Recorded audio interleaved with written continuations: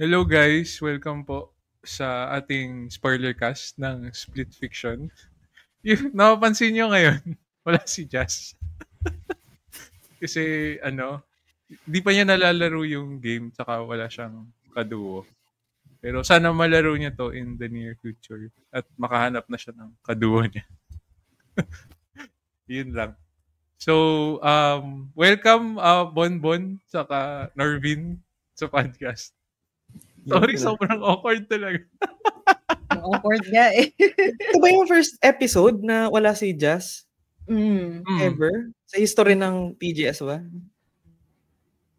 Pagkaalam ko, kasi Parang- halos every episode nandun siya. Oo. Ito na yung pangarap niya absent eh.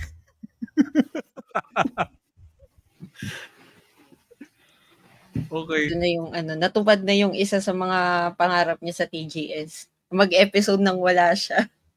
Oh. Ayun. So, kamusta naman kayo? Ikaw, Bonbon, kamusta ka? Bukod sa mahaba ang aking bangs, char. Busy, yung dami akong ginagawa.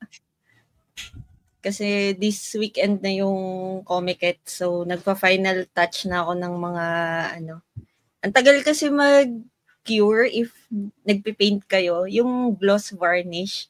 Tagal ng curing period niya, at least overnight. Tapos afternoon may pinapatong-patong pa ako. So nandun ako sa mga steps na yun. Para may Yung di-display mo sa comic. Yun. Pambenta. Magiging tendera ako sa Sabado at Linggo.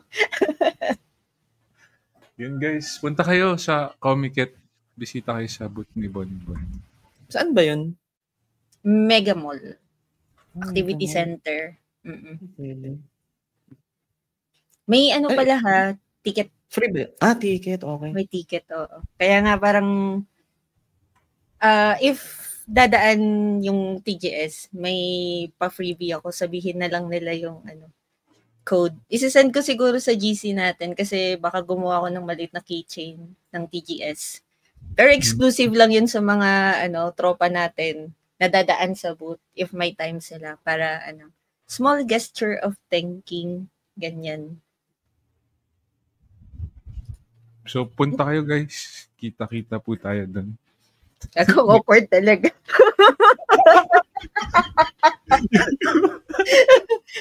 Para tayong walking on eggshells. Alam niyo ba yun?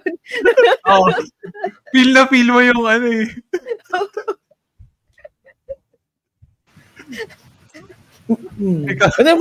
Ano magkwento doon? Hindi kasi si Bonbon, yung interaction ko sa kanya, syempre, na-interview ko siya doon, di ba, doon sa freelancing ko na podcast. Medyo okay naman yung dynamics namin. Tapos si Dre, syempre, lagi ko nakakasama tuwing Friday. Yung lagi kami Incognito, Severance, and other, yun, The White Lotus. Pati siya yung kaduo ko dito sa Split Fiction. Pag tayong tatlo, hindi ko alam eh. Iba pa talaga yung dynamics, no? First time din natin mag-usap na tayong tatlo lang. Gano'n. Nagkakapaan. Ganito rin kami nung unang tatlo kami nila Jazz nagsimula. Sobrang awkward pa din nun eh. Tapos bumalik ba? Reminiscent dun sa unang episode na yun? Yeah, parang nagkakapaan muna. Tapos after an hour, okay na. Ayun. Ikaw, Narvin, kamusta ka? Yun. Kapon kasi may recording kami nung binanggit ko sa pre-show, yung Project Obos Backlogs. In part na rin yung medyo nerfed ako, parang kahit ngayon, kasi kapag nagbabago yung panahon, like yung init, tapos ngayon, sobrang kahapon pala, sobrang maulan, tapos ngayon, sobrang init. So, yung allergies ko, uma-allergy. So, anong nangyari kasi sa akin, parang nagbabalat yung mukha ko. Parang sobrang ewan ko kung butlig ba yun, or basta parang nagtutuklap yung mga balat, parang anlala. Tapos, yun, inuubo, tapos sinisipon, tapos hindi nagumagana yung antihistamine. So, I think parang, kailangan ko na ba magpa-doktor?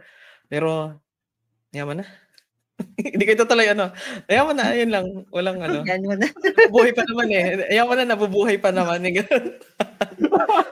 Kasi mas mura yung antihistamine 4 pesos lang, ganun. Or 2 pesos yung isa.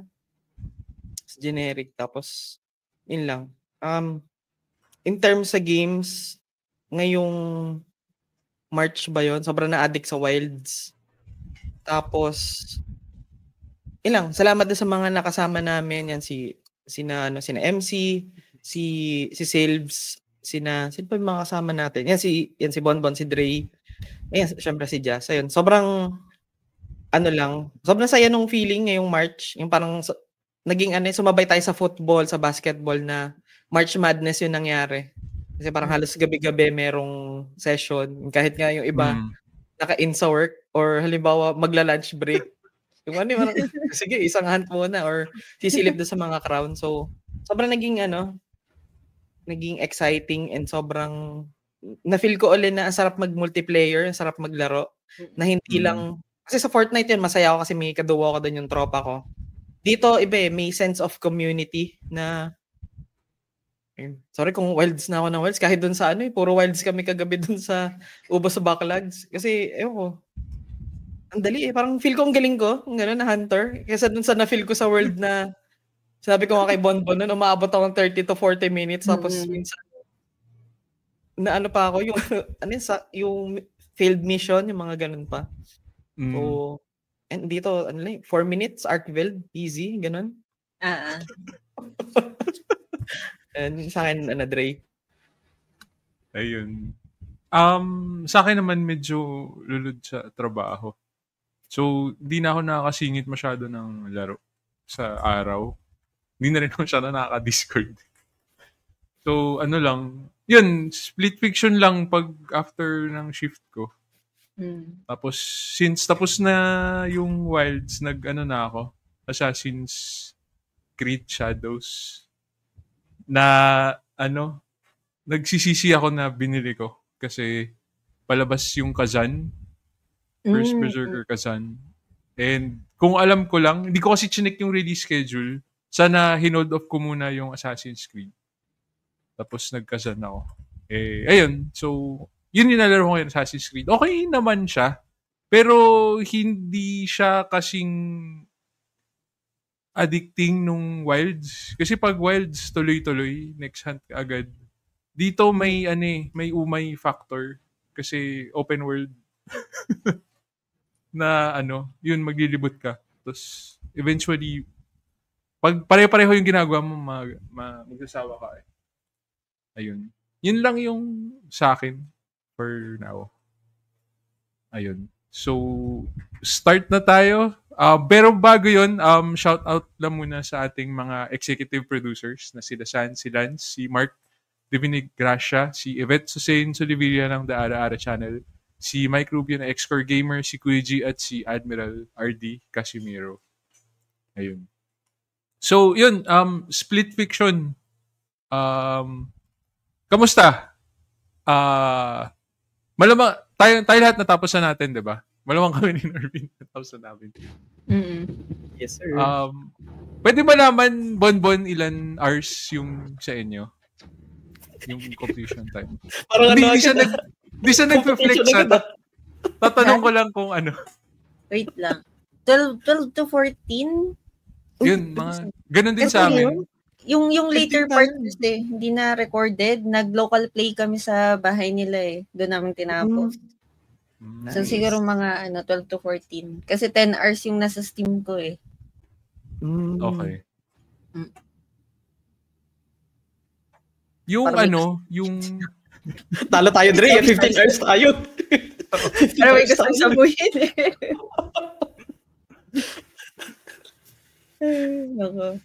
Hindi, may yun, halong kalikot. May halong kalikot yun.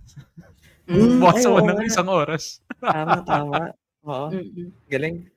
Kasi yung kwento lang, yung initial setup namin kasi dapat sa PS namin lalaroin. Sa PS ko lalaroin. Pero kailangan mo pala ng subscription ng PS Plus para maka-multiplayer kahit shinare sa'yo. So, dinownload ko siya sa Steam.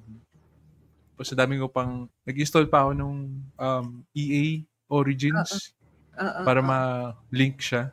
Ganun din ba sa'yo? Kailangan mo ng EA Origins? Hindi na. Hindi na. Pero naka-install na kasi yung EA app dito eh. Kasi di ba nag-away out kami nung Okay. So, Di mo na... sa Steam din invite. Although nung umpisa, hindi rin namin na-figure out paano niya i-share yung Friends Pass. Kasi ano yun eh, may 3 option yun eh. Invite ng local play, invite through Steam, invite via EA app. Yung EA app, hindi siya nag-work sa amin. So, ang ginagawa namin, alam niyo yung invite sa Steam, yung shift tab, tapos mag-i-invite ka ng friend mo. Doon namin siya pinadaan, then nag-work na siya. Okay. Yung sa amin, hindi rin lumalabas eh, nung sa simula. So, parang may konting kalikot lang. Pero yun nga, sabi nga kung ano naman, libre naman para sa akin yung game. Hindi na ako magre-reklamo. Yun. Thank you nga pala, Norvin, sa pag-invite sa akin doon. Kasi wala talaga akong planong laruin yung game. Yun. Tapos gusto ko lang, na-curious lang ako, gusto lang subukan kasi nga, sinabi lang nila, Bonbon, na maganda yung game. Tapos yung, na-hype na din ako. So, yun na. Pleasantly surprised at natuwa ako siya. Tapos nilaro pa natin yun mga hating gabi na ng linggo. Yung parang patulog na ako. Pero hindi ko na malayan yung oras nung sinimulan na natin. Kasi, siya eh, ang ganda nung flow. Sige, simulan na natin yung discussion. So, ano yung overall thoughts nyo sa game? Ikaw muna, Norvin. Sige. Hindi, yung kwento ko, yung, di ba nag-watch party tayo dito sa Discord? State of play ba yon yung in-announce to? Tapos, di ba usually lagi tayo may mga pamato. Pamato in a sense na, yung mga i-showcase na mga trailers, ano yung most likely bibili natin / i-access. So, nung lumabas tong yung mga trailer, parang Wilds lang yung nag-pick ng interest ko. Parang ewan ko umpisa ba yun or dun sa huling part. Pero nung nakita ko yung Split Fiction, nabi ko, shit, lalaruin ko agad to. Pati alam kong makakalibre ako. Kasi yung history ko dito sa, ano nga ang Hazelight? Hazelight nga ba yung nito? Kasama ko si Jen, yung best friend ko na nasa Dubai. Yung A Way Out, tapos yung It Takes Two. Yung A Way Out kasi parang hindi interesting dun sa asawa niya. So, nung nag-It Takes Two sila, hanggang first boss lang sila, parang feel ko yung experience na accomplish na nung asawa niya, parang okay, sige na nakapaglaro ako tapos na patay na natin yung boss tapos na yung game. So, syempre si Jen gusto niyang matapos yung game. So, ako na yung in-invite niya, Matic. Tapos, ganun din yung nangyari dito. Sabi ko, nung nakita ko to, ano kayang iteration pa or upgrade yung mailalapat mo dun sa It Takes Two. Tapos hindi naman siya ganun din ka-enticing nung una. Pero yun yung naging point of interest ko na ang ganda na ng It Takes Two eh. Paano pa kaya nila i-level up? So, ayun. Tapos medyo meron din akong hindi preference sa tag. Basta yung kabaliktaran na kapag yun ba yung mga sci-fi. Kasi di ba yung trailer may mga spacesuit agad yung ganon. So, hindi ko trip yung mga ganon. Sinabi ko kung mag-work ba sa akin. Pero sinabi ko kung libre naman yung game, which is di ba nag-thank you ka sa akin, thank you din dun sa tropa ko na nasa Dubai. Thanks, Jen. Ayun yung background kasi nun, nakakaulirat din kasi yung Project Ubos Backlogs. Kasi di ba na-minusan ako? Yung It Takes Two, parang span of 3 months to 6 months namin nilaro ni Jen. Yung parang chill-chill lang kasi syempre bukod dun sa schedule namin, hindi mag-sync. Meron ding 4-hour na difference sa time zone nila. So, kaya siguro na-frustrate din ako in a sense kasi hinahabol kong ngayong March hindi minus yung Split Fiction. Parang sinabi ko kailangan naghanap ako ng pwede. Sabi ko, ay Dre. Sabi ko, Matic to. Kaya ni Dre to. So, kasi naman, weekly naman kami nanonood, which is, I think, medyo isinabay din natin nung Friday ba yun, yung paglalaro. So, ganun siya. Ayun lang, overall thoughts, yung yan lang, basta sobrang ito lang yung siguro last na nilook forward ko for this year and I think, nasabi ko na rin doon sa mga GC na ito yung so far yung game of the year ko, yung Split Fiction. Ayun. Ikaw naman, Bon. Ano yung overall thoughts mo dun sa game? Actually, isa to sa mga inaabangan kong game this year. Tapos, shout out din sa partner ko kasi di ko na siya binili. Siya na yung bumili. So, friend lang yung gamit ko. Maganda. Parang, siguro kung walang Monster Hunter Wilds this year, ito yung personal na game of the year ko. Ganong level. Kasi, maiksi lang siya eh. Mabilis tapusin. Pero yung experience, parang lahat ng klaseng ng mechanics ng game na pwede mong ma-imagine, may experience mo dito. Pero mahirap. Yun na. Tayo ba doon? Nahirapan ba tayo?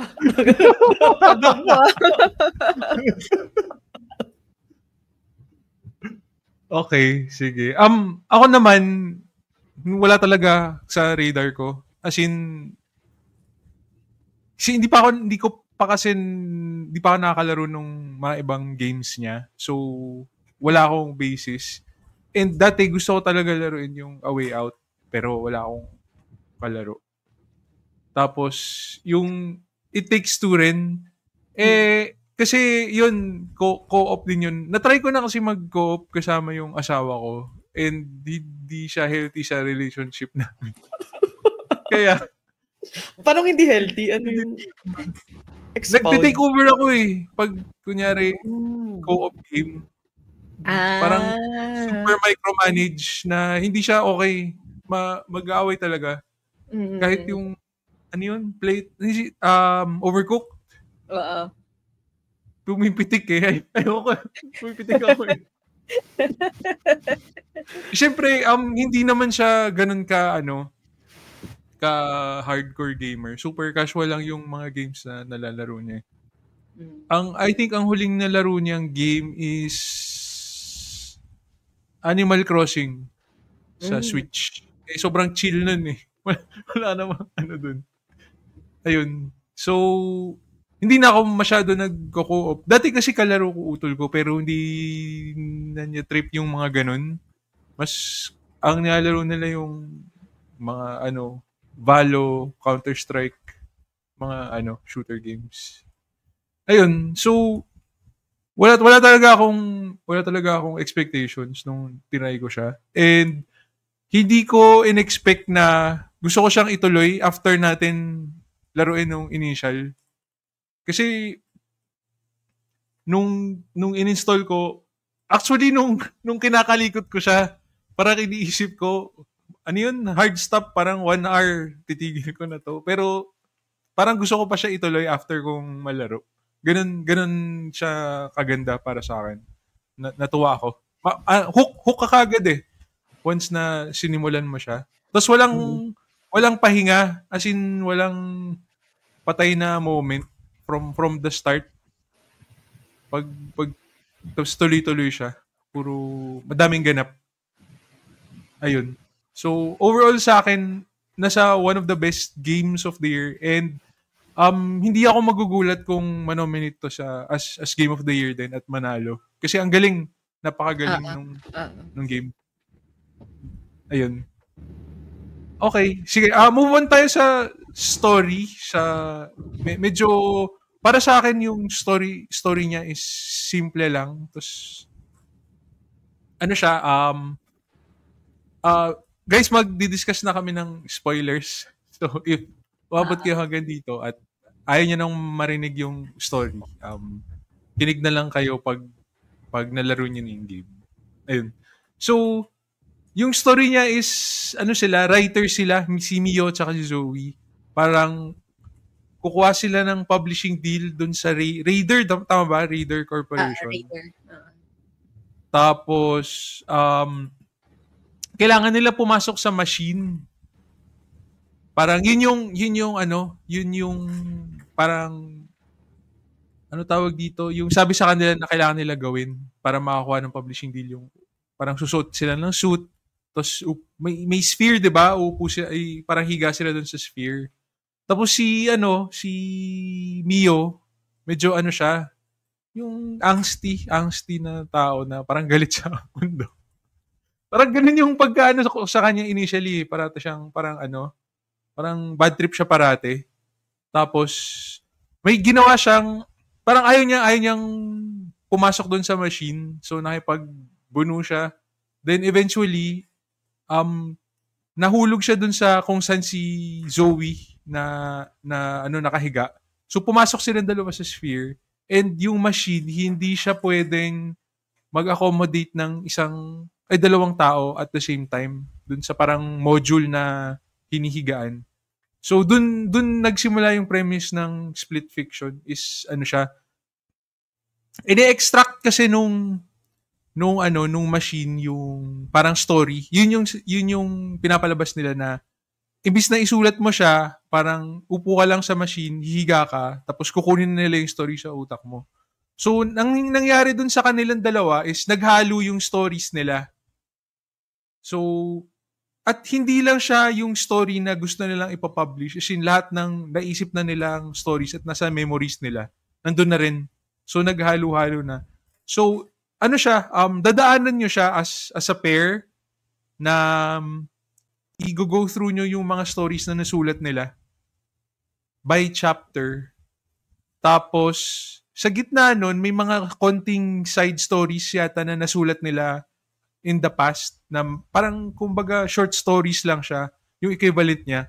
So parang mini levels na para sa akin pang tanggal umay siya dun sa stage.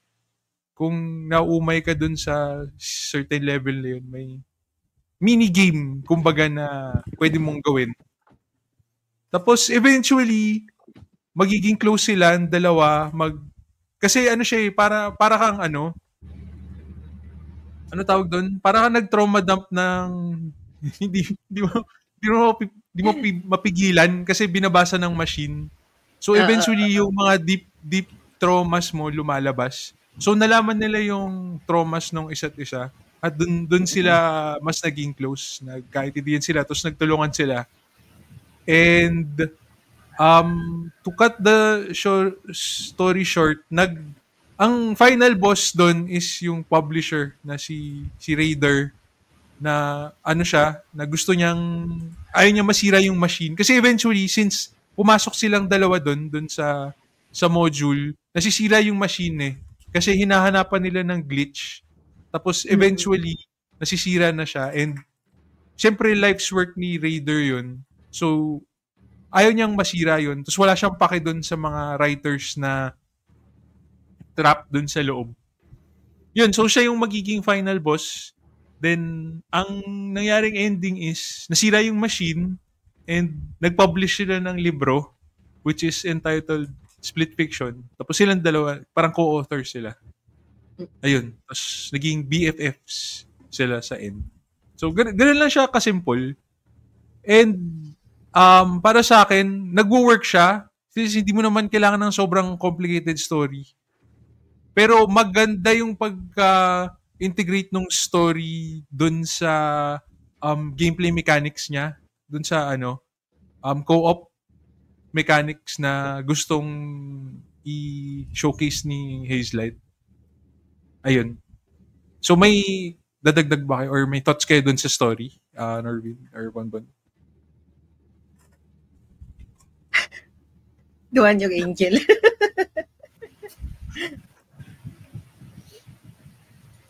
Naman. Ganun wala. Hindi yung sa story, I guess, sobrang simple niya.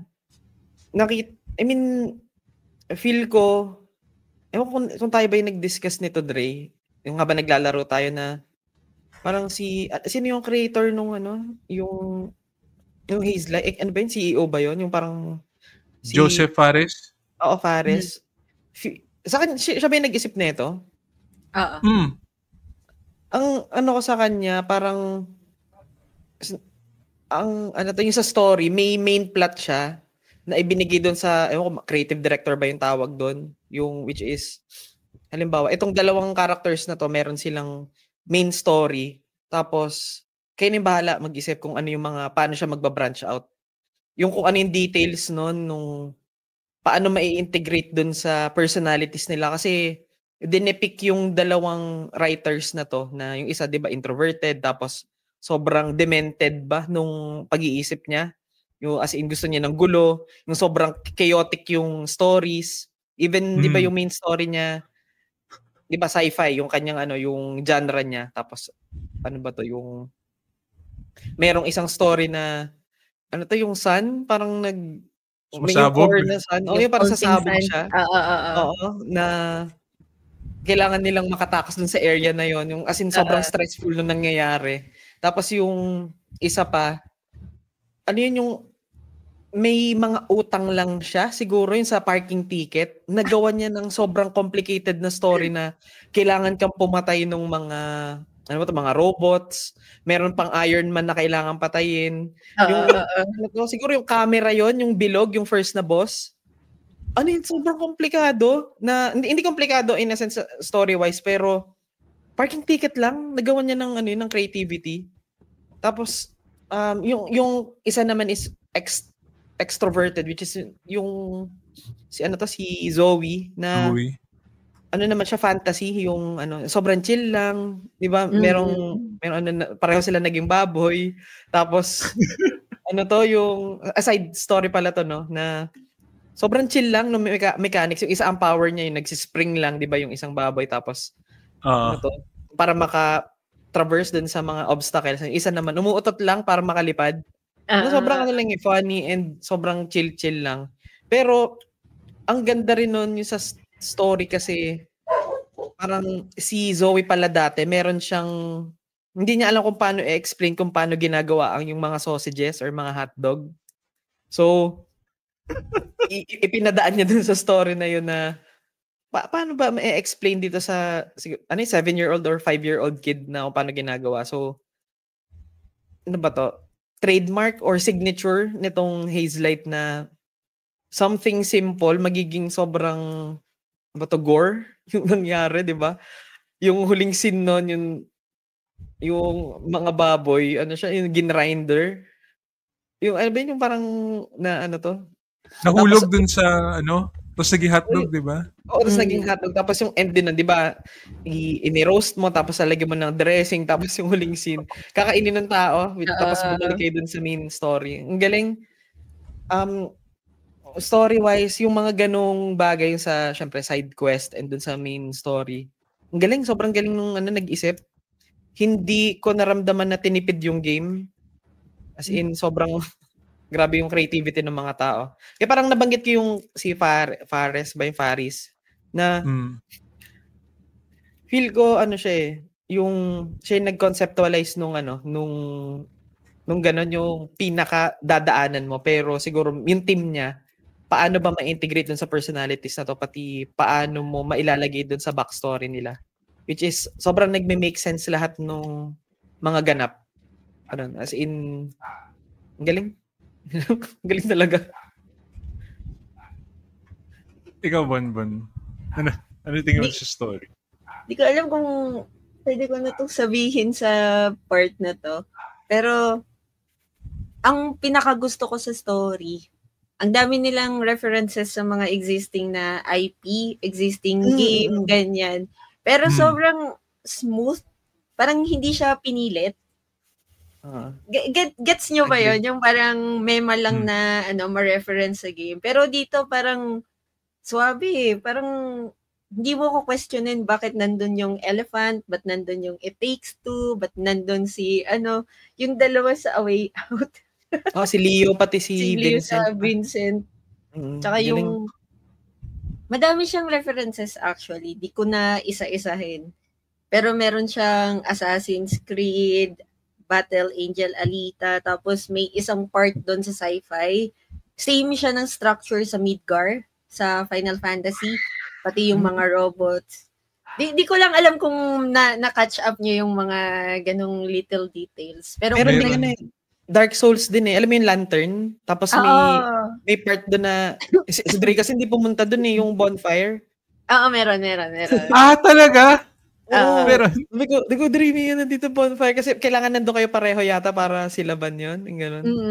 Tapos may, ang dami niyang references. Tapos nakakatuwa kasi kung ikaw yung naglalaro, parang mafe-feel mo lang na part siya ng story. And hindi siya nilagay doon for the sake of it. So parang nag-gets ko kung bakit sinabi nung founder ng Hazelight Studio na ginawa niya tong game para sa kanyang 2 daughters.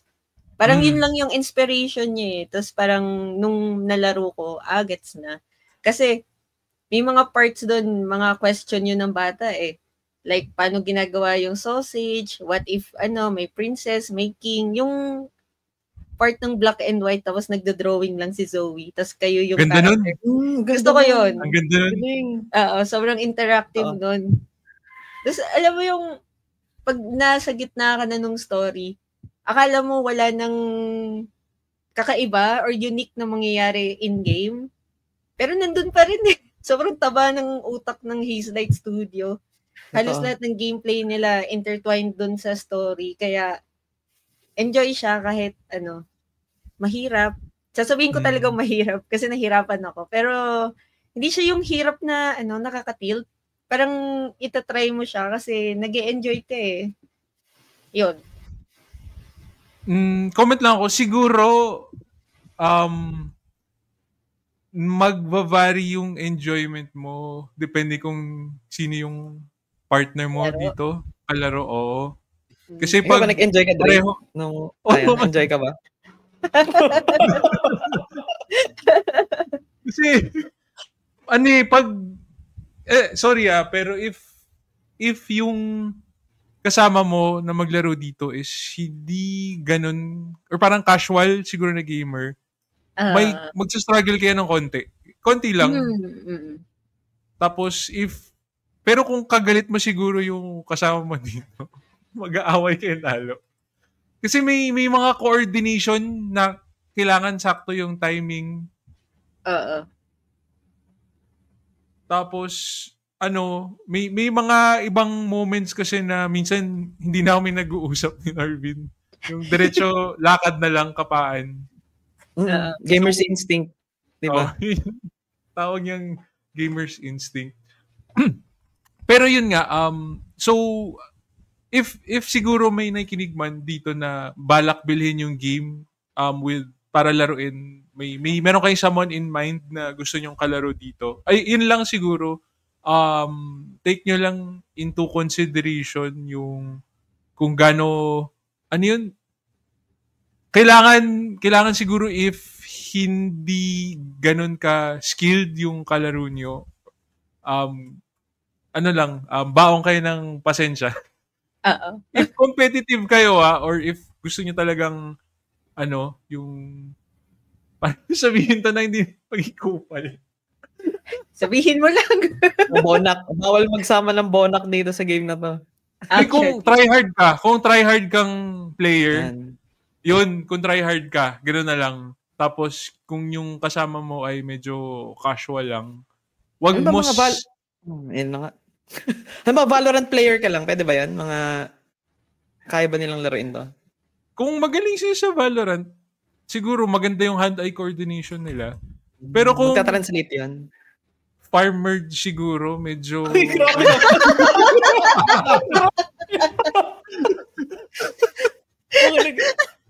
Kung mga rematching lang yung... Hindi, kasi may hand-eye coordination talagang kailangan eh. May talon-talon. Kasi kunyari may platforming.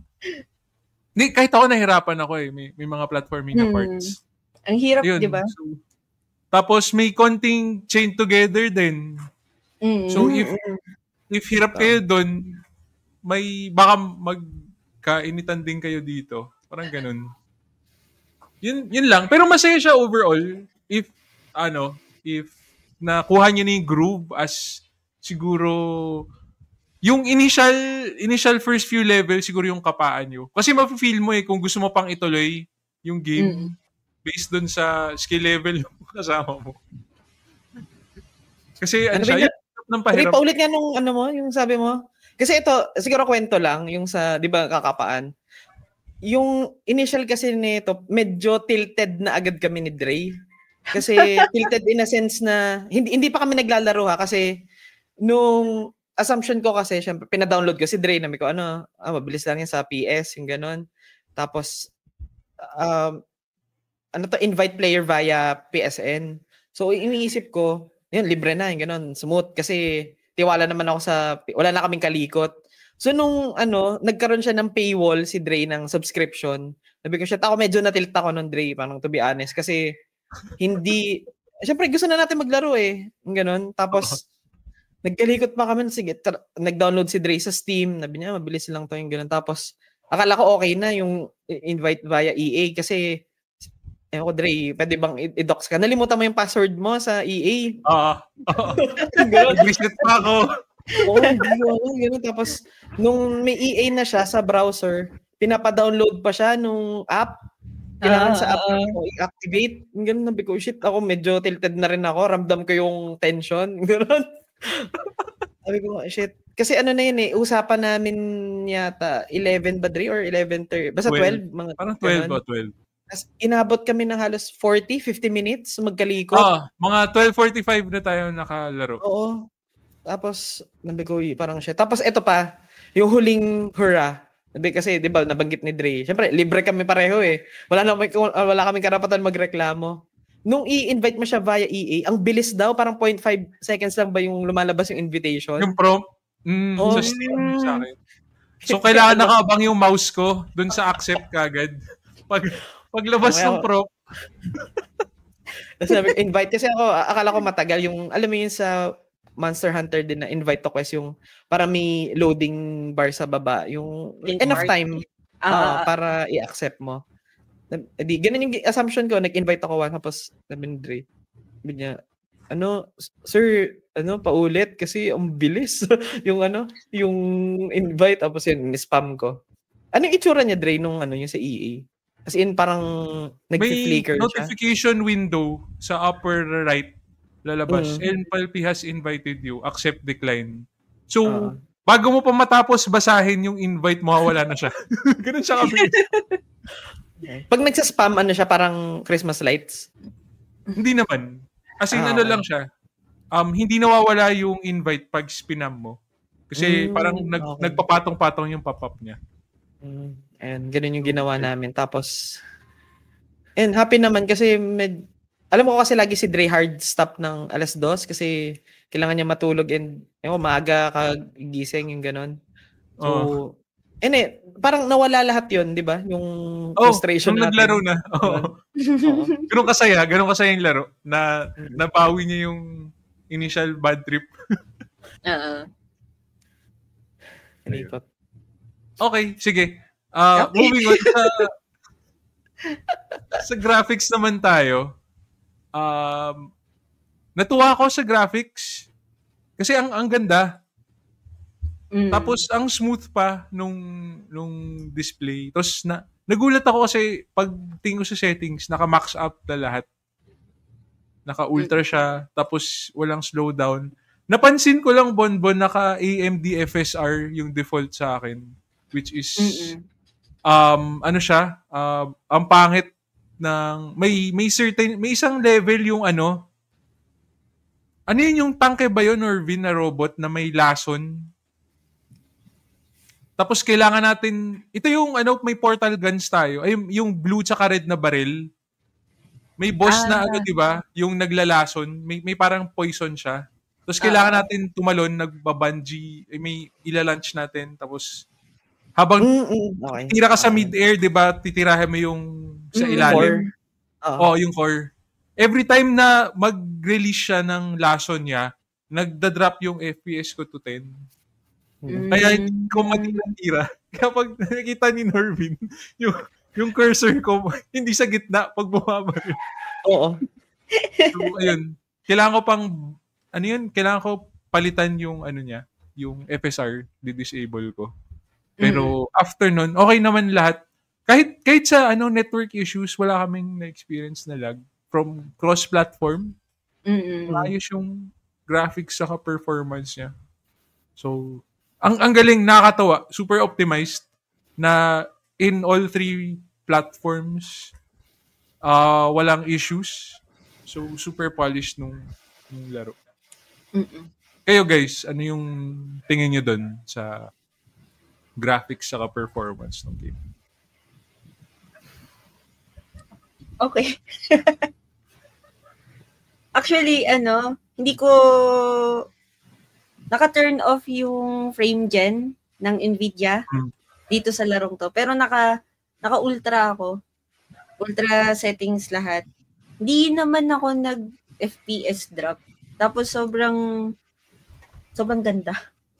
Lalo sa mga landscape na background pag doon yung gameplay. Ang ganda, walang lag, hindi siya nagsa-stutter. Kahit walang help ng frame generation, ng DLSS, mga ganun. Yung lang talaga, dinefault ko lang siya ng ultra settings, yun na. Tapos wala na akong kinalikot after. Nag-work siya sa PC ko. Tapos kahit siguro mag-cross-platform, parang okay. Tsaka, di ko alam kung pasok ba to sa graphics. Sobrang appreciated ko yung sci-fi na alam ko nag-send ako neto sa server ng sa TGS server nung screenshot nung nagkabaliktad si Zoe tsaka si Mio. Tapos para kasi siyang cyberpunk, ganun yung dating ng graphics.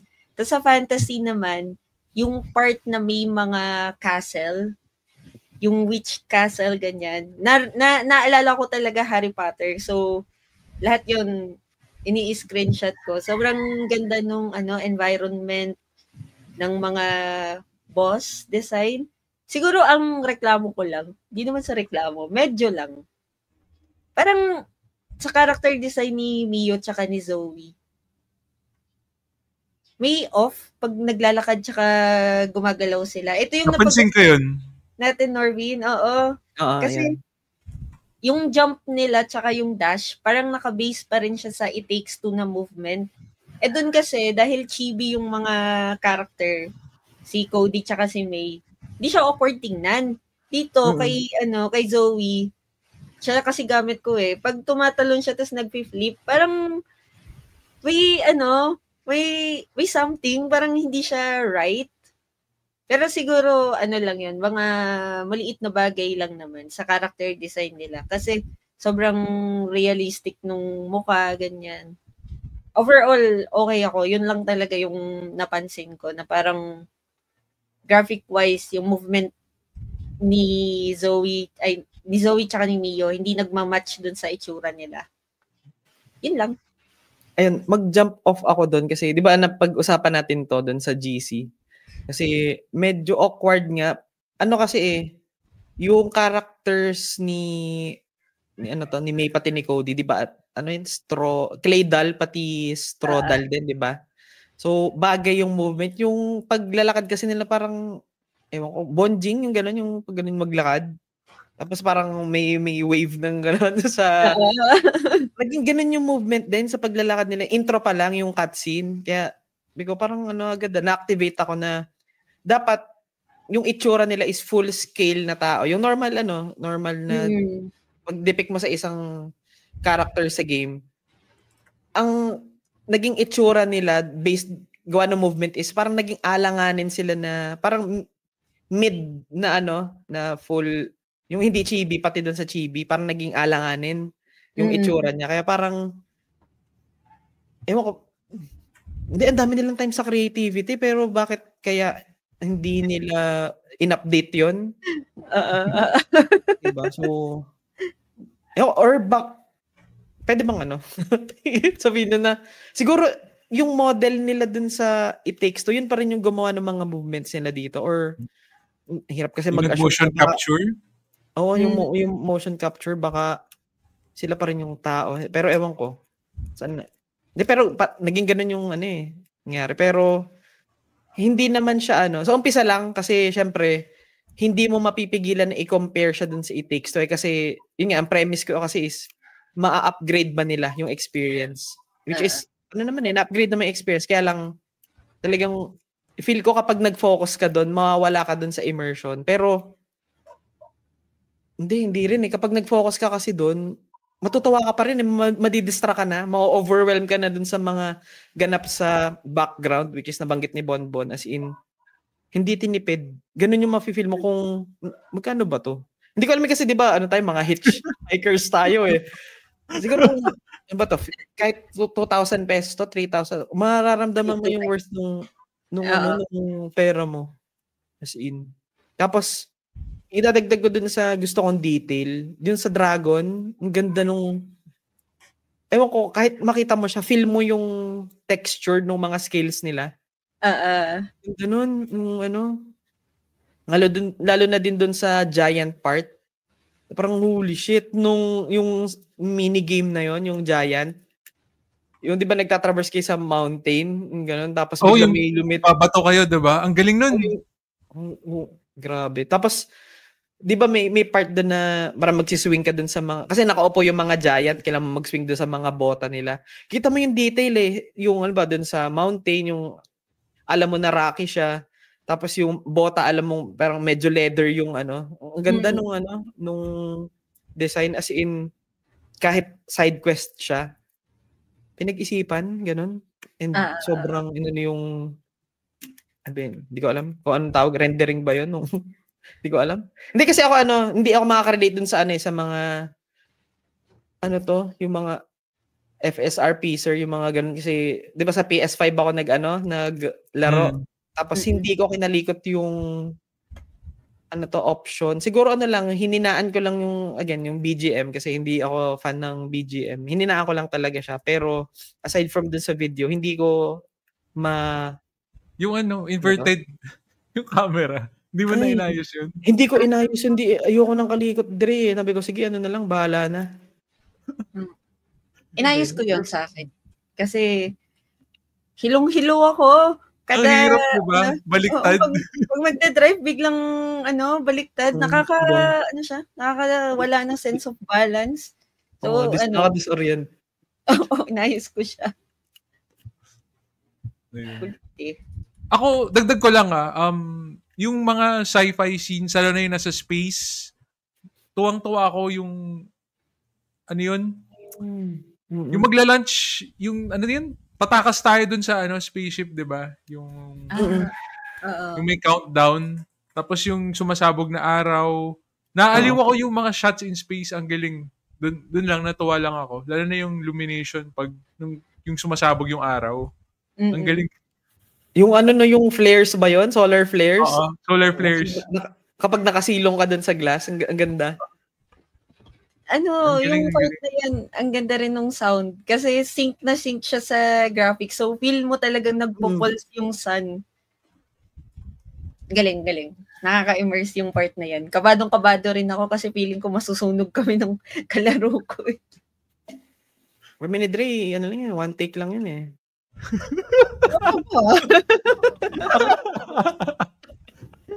Ayun, sige. Move on tayo sa fun factor ng game. Bago tayo mag-start, comment ko lang, Norbs,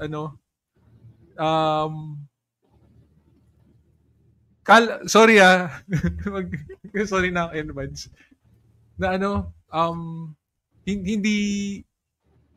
hindi gawa-gawa lang yung passive ni Norbin.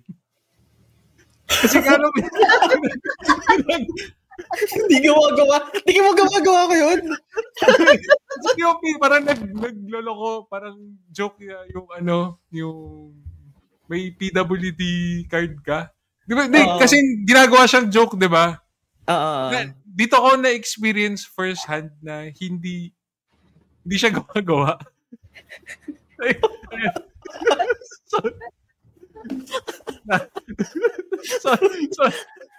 What do you mean? Kasi pag naglalaro tayo, nagko-comment ka na, oy, sige, sorry, magfo-focus na ako. Kasi may mga ibang times pag nagpa-platforming tayo, yung parang dire-diretso ka lang, tapos may minsan di ka mapakali, talon ka ng talon, tapos malalaglag, or sa pintuan. Basta, doon ko na, okay, sige. Totoo pala. Ayun. Yun lang. Wala namang masama. Kala ko lang talaga dati na, doon ko lang na nakita first hand pag nung naging kalaro na kita na, okay, yung bawal talaga tenga. Yun. Bawal tenga. Yung, siguro yung madalas ko kasing makita, halimbawa, di ba nasa platform kami ni Dre, yung, kailangan intayin, yung, let's say dun sa, hand nung giant, ganun. Si Dre nakatayo lang siya, being a normal person. Ako, spam ko yung X pati square, magkasabay. So, ginagawa, tumatalon, nagdadash. Parang feel ko kasi kailangan may mangyari. Tapos, halimbawa ko naglalakad, yung straight line lang, nagbabanter silang pareho. Hindi ko, sige, nakikinig ako sa story, si Dre, naka L3 lang, yung, tatakbo lang siya. Ako kailangan, yung dash, XX dash. Double jump pa. O, ganun, parang, kailangan may mangyari, kasi kailangan ako. Sorry, Dre. Tapos minsan pa halimbawa, kung kailangan madidistract ako kasi merong basta may something sa background na kailangan kong tingnan. Kaya madalas ako mahuli dun sa Tapos halimbawa yung, di ba may mga poles na kailangan akyatin? Naka-up ka lang, kailangan magdadash, yung mag-square ka, kailangan mo mag-dash pataas. Minsan may mga platforming scenarios na yung tumatalon ka, tapos nagpapanik ako na mapatalon din ako. Tapos nalalaglag tayo pareho.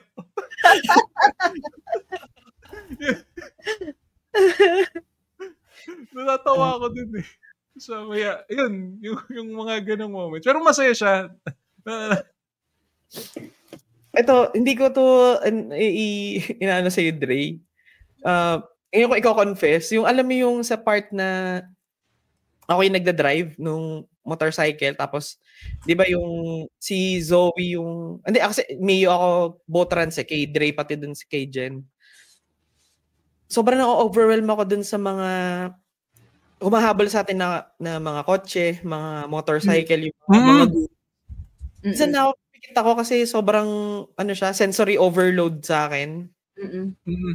Sabi ko, sige, ang ginagawa ko, nagja-jump na lang ako para hindi ko matimingan na malaglag na lang tayo basta.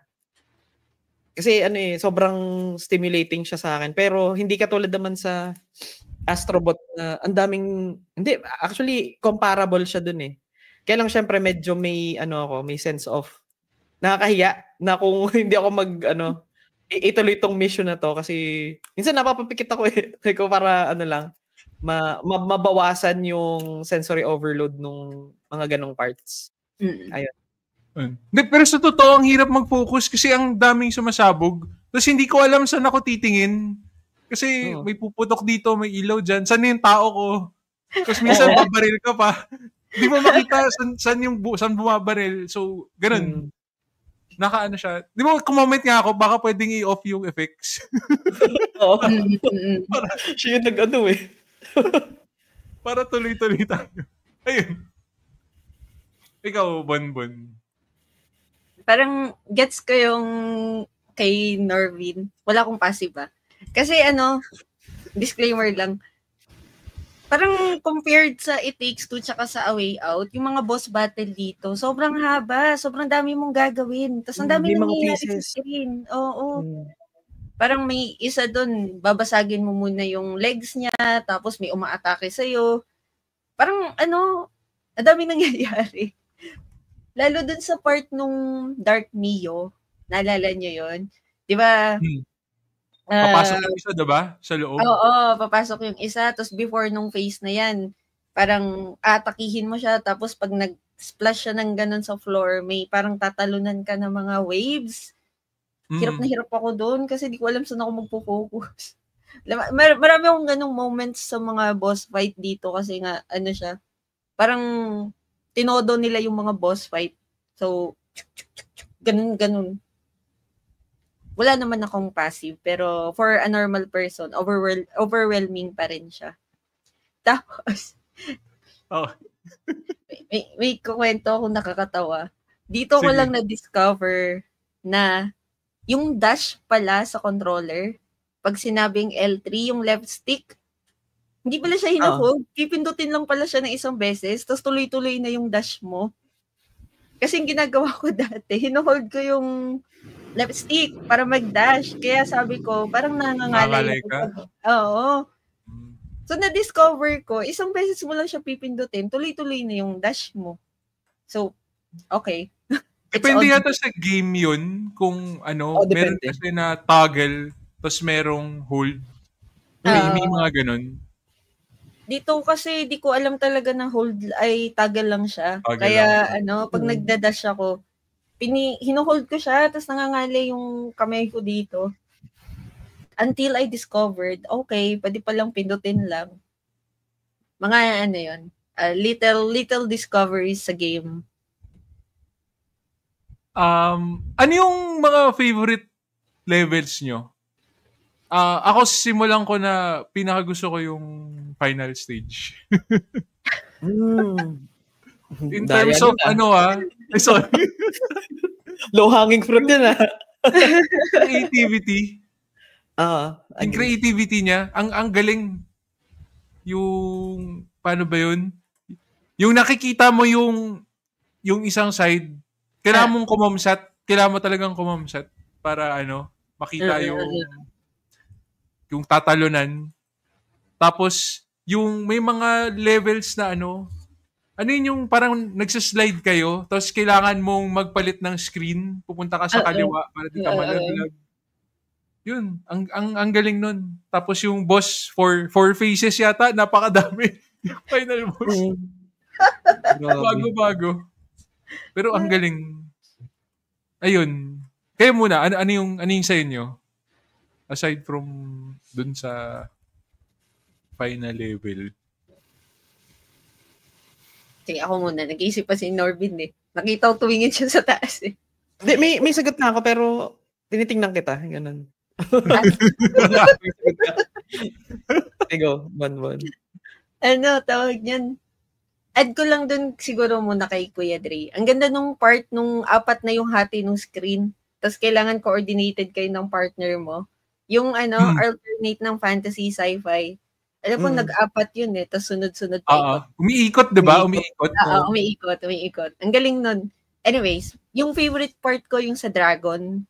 Kasi yung gameplay niya, di ko alam kung ganito rin yung mafe-feel ng ibang mga naglaro Para siyang MH World kay Zora Magdaros na mechanic. Hindi sinabi mo, di ba, Nervin? Hindi sabi ko.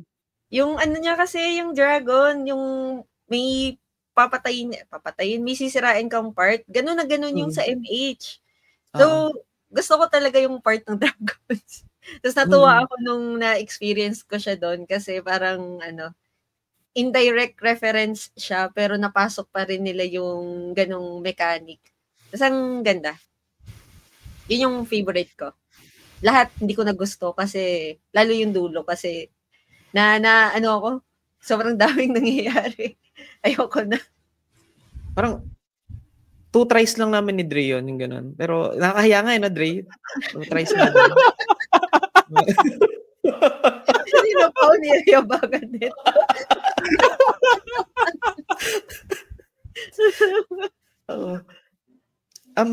Ako naman, add ko dun sa lagi tayo na final, yung sa final arc. Yung may screen, grabe yun, yung, di ba yung isa, sino ba yun? Si Mio yun nandun sa loob ng TV. Tapos si Zoe nasa taas yung kailangan niyang, tapakan, yung mga bomba ba yun? Yun, ang galing nung yung gameplay na yun. Tapos, yung isa pa is, di ba after nun, si Mio naman yung nasa labas, kaya lang nasa cellphone si Zoe. So parang, para mag-proceed yung kailangan kong i-tilt yung phone. So si Dre yung nag-a-add sa loob. Kailangan niya mag-platform doon. Ang galing nung ganong mga mechanic. Tapos bukod dun sa visuals na, ito kasi guys, yung normal kasi na na gameplay dun sa previous nitong nung final boss or yung final arc. ano kasi, either split screen yun, may kanya-kanya kayong buhay, ganun, pero same kayo ng storyline, same kayo ng tinatraverse na, let's say kung nasa fantasy lang kayo pareho. Tapos, ano pa, kapag one screen kayo, syempre, ano lang, kita mo lang yung yung fix yung camera. Dito kasi sa final, yung sinasabi nilang dalawa kanina na para mag-traverse, yung parang naka-split screen siya pero at the same time, isa kayo ng ginagalawan. Pero ano lang siya, parang version na sci-fi tapos version na na fantasy. Kapag nag-i-interlap siya, yung pagpalit mo doon, nagiging ka rin, kung nasa ang side ka, magiging ganun yung version ng character mo. So, ang pinaka din ba yung nagsaslide ba sila or parang may sasakyan ba sila na halimbawa dito sa side ng sci-fi, ang daming mga bomba, ang daming mga crates, ang daming mga sasakyan na umaatake sa'yo. Pero dun sa kabila, sa fantasy, siya parang lupa, tapos meron mga puno, ganun, mga troso, ganun. Lilipat ka dun kasi mas safe dun. Tapos yung character mo nagiging parang fantasy din. Tapos at the same time, vice versa, ganun din. Tapos yung kanina na 4 screen, parang pakinggan na 4 screen. Anyway, 4 screens na umiikot siya kasi parang ang depiction niya, may water siya, tapos may mga lily pads. Tapos, void ba? Parang space or... Parang black siya makukuryente ka or what, yung parang babagsa ka. So, nagmo-move yung environment na yon, tapos parang, di ba mga steel platforms. So, para makaligtas ka, parang, basta sobrang dynamic, nagmo-move lahat ng mga bagay-bagay. Tapos, medyo madidisorient ka kasi saan ba ako aapa, kasi lilipad ba or dun sa mga steel na pads. So, ganun siya ka-dynamic habang may mga, ewan ko, may mga bumabaril sa'yo or what. Ganun. Since sobrang overwhelming. Ewan ko kung may imagine nyo kung nasa audio version kayo sa Spotify, pero hindi ko alam. As in, sobrang niya. Ang galing. Hindi kayo naubusan tong mga to ng creative juice kasi parang ibinuhos nila lahat eh. Oo. Alam mo yun, parang pinigahan nila yung mga utak nila para dito. Pati nabasa ko, which is nabanggit ko din dun sa Project Ubos Backlogs na yung 10-minute sequence nito, 8 months, at least 8 months pala din-develop. Di ba ang tagal nitong ang tagal nitong last part. Oh. Every 10 minutes. Ilang yun? Ilang taon din-develop. Pero anyway, ayun. Ganda. As in, ayun, favorite dalawa yung naiisip ko as of now. Yung kahit na-overwhelm ako dun sa yung may ride, yung sa last part ba yun? Or parang before mag-last part yung mag-boss, yung binanggit ko kanina na ako yung nagda-drive ng motor tapos si Dre yung nasa likod. Yung kailangan mong i-disable yung cellphone. Parang may self-destruct sequence. Sobrang natuwa ko kasi nakikita ko ako stress na stress. Parang ako stress na stress ako umiwas na sa mga kalaban, mag-drive yung saan ba tayo pupunta. Tapos si Dre, alam mo yun yung cellphone. May pa siya, in-unlock niya yung phone, itinatapat niya yung cellphone sa mukha. Diba? Yung kailangan, tapos, yun, magka-captcha, tapos, nangyayari doon yung after yung terms and conditions, binasa ni Dre lahat yun. Diba? Checkbox, tapos kiklik yung... yung may tatawag ko, kailangan mo i-cancel kasi may ginagawa ka eh. Tapos yung last part, yung tatlong yung merong, captcha ba yung tawag din yung XEDBNJ yata yun? Yung code. Tatype mo. Yung code. Yung itinatype ni Dre, yung umpisa, nag-autocorrect. Parang bin car yata yung nagiging Tapos, yung second part, yung first yung nag-autocorrect, so mali uli. Tapos yung third part, nag-autocorrect uli yung pangatlo, naging car. Tapos yung sa fourth time mo, na i-enter yun. Doon lang tatama yung... As in, grabe. Alam mo yung game mismo na nagpo-phone ka pa rin, ganon. As in a fun way. Na sobrang chaotic yung nangyayari sa'yo, pero ikaw, okay, cellphone ka lang yun. Pero, hindi namin nagawa ni Dre yun. Pero nag-proceed naman yung story. Tapos yung pangalawa na gusto ko is yung nagbabatuhan ng bomba. As in, holy shit, ang ganda nung gameplay nun. Yung parang hot potato, cold potato ba yun? Yung tawag dun sa ganung game. Ayun, yung kailangan mong yung pagkahawak mo kasi ng bomba, may timer yon. So, kailangan yung pumunta dun sa kabilang side para ma-disable yung bomb or itatapon dun dapat sa sabog. So, para mag-reset yung time, kailangan mong ipasa dun sa partner mo. So, ayun. Kailangan niya saluhin diba? Oh, tapos kailangan, nakatapat ka. Hindi siya blind na bato. Hindi homing yung bato eh. Hindi magnet. Ayun, sobrang nakakatuwa. Ay, pero wait, ngayon ko lang naalala. Siguro comment din dun sa sa performance ba yun or sa, hindi ko alam, sa graphics. Medyo hindi ko nagustuhan yung, hindi naman sa nagustuhan, pero parang medyo, ano ba yung nagsistick? Yung di ba kapag sa pole, yung kapag tumatalon ka, parang medyo may magnet siya na walang sense of danger siguro. Yung ang laki nung sakop niya na... yung pagtatalon ka sa pole, kunyari may para makatraverse. Oo, pansin ko yun. Mas, siya, malaki yung parang hitbox nung jump para dumikit. Pero iniisip ko din, maganda na rin siya kasi para makapag-progress ng story. Kasi parang feel ko kapag... Mag-aaway dun eh. Parang individually lutang ka na kagad eh. Ang sobrang liit nung... Kaya feel ko din eh. Ode to dun sa or parang references sa Stray. Kasi dun ko na feel yun eh, yung ganitong mechanic.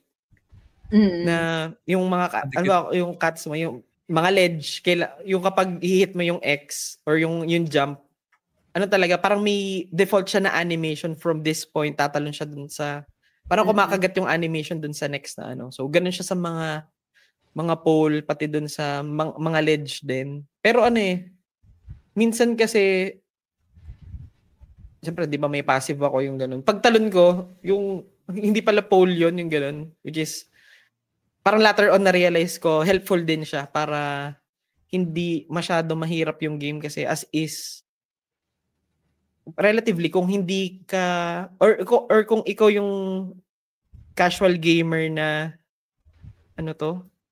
yung hindi well-versed dun sa mga typical na gaming mechanics. Hindi talaga papasok. Pero yung favorite, wala talaga makakabit dun sa final part kasi sinabi ko to din kay Dre habang naglalaro kami na paano pa kaya nila ile-level up tong previous na stage.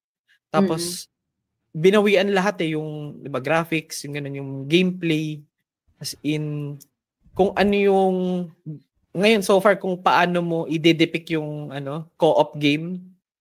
As in ito yung ito yung ultimate co-op experience. Grabe. Ayun, galing. Favorite. Last part.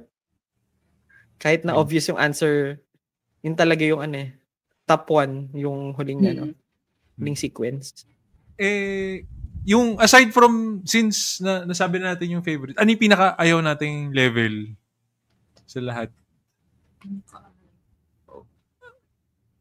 Ako, yung nalaro namin ni Norvin yung Forest ba? Oo. Yung Agree. Yung puno, magiging puno ka, tapos yung isa magiging monkey. Yung may isang part doon, platforming, i-control mo yung levels, tapos siya si Norvin yung gumagalaw eh. So may mga parts doon na nakaka-tilt. Yung kailangan sobrang sakto. Kasi may mga spikes, kailangan mo i-retract yung spikes bago siya mahulog, ganun. So, sobrang timing. Para sa akin, yung pinakamahirap na level. Na nakailang ulit yata tayo. Tatlo, no? Usually, one take lang tayo no? Hindi, hindi, nakaka-tilt yun nga, as in, di ba yung isa naging environment, tapos Ako kasi medyo mahirap din kontrolin yung unggoy.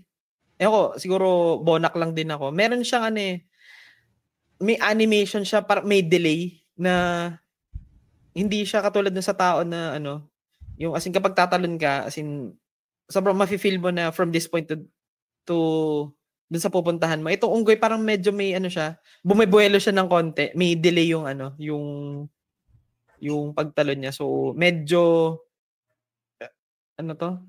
kailangan mong timplahin, ganun yung yung pinaka-experience ko doon. Agree, yun yung pinaka-ayoko din. Pero I feel ito yung part na, di ba meron pa doon na maglalangoy? Di ba Dre yung, hindi na ito environment doon na sa level na yun. O yung hihilain yung magra-ride ka doon sa pole tapos meron mga tentacles yung ganun. Medyo kailangan talaga ng coordination doon yung sobrang well, kailangan sync talaga. Kailangan sakto yung pagtalon. Tatalon ako, tapos lilipad pa ako eh. Tapos kailangan kong magstay afloat bago ka dumating. Kung hindi, uulit-uli. Ayun. So far, dun ako na pinaka-ayaw ko rin. Saka yung, yun? Yung hirap na hirap ako dun sa yung cake na level.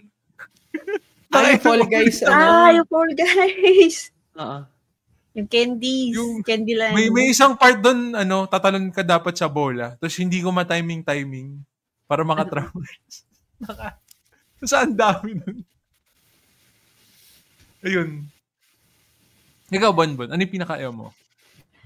Actually, nag-google ako ng mabilis para ma-refresh yung mga boss. Tapos, yung pinaka-ayaw ko yung napanood ko to sa inyong dalawa kaya nagtaka ako ba't parang daling-dali kayo doon. Doon sa pinball, yung pin Bowser, ayoko noon. Nahihirapan ako sa timing nung, kasi ako si Zoe ako yung tatalon-talon. Medyo naka 2 or 3 tries ako bago ko makuha yung tempo para ibato yung green tas mamatay yung boss. Pero hirap na hirap ako sa stage na yun. Buti nga yung kasama ko maglaro, medyo patient. Ayoko nun. Nakailang ulit din tayo dun, di ba? May isang part na hindi natin alam paano mag-traverse. Sa kanan. Puntang kanan. Yun. Pero mechanics hindi tayo nahirapan. Parang how to solve lang siguro. Yung puzzle. Yung puzzle na yun. Okay. Nagdodraw ng line talaga no? Okay. Hindi kasi, wait lang ha. Feeling ko pasok pa ako sa casual gamer Hindi naman ako veteran gamer. Charing.